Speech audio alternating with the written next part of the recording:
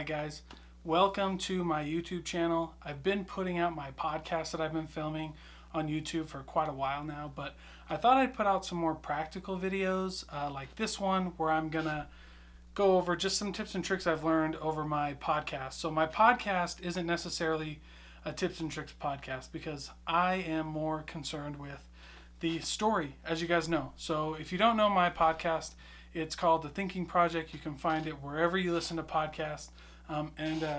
Don't mind my squeaky chair because this video is still going to be really important.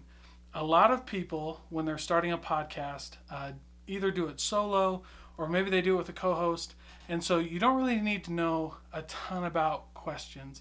But if you're going to do an interview podcast or you're going to have a guest on for the first time, I'm going to give you some interviewing tips that will hopefully up your interview game and help your guest get the reaction of, wow, that was a really good question.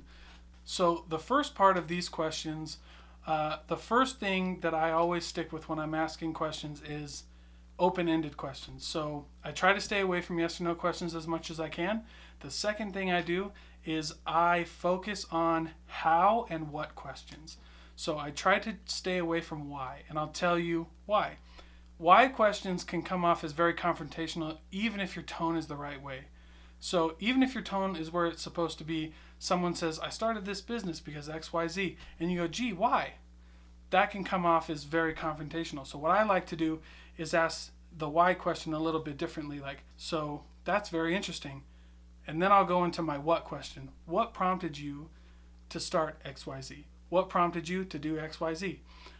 What happened for you to go down that road? So I stay away from why questions. I go to how and what questions. How did you come up with that idea? And then I go with the TED rule, T-E-D. So the TED rule is tell me, E is explain to me how, and D is describe to me. So tell me more.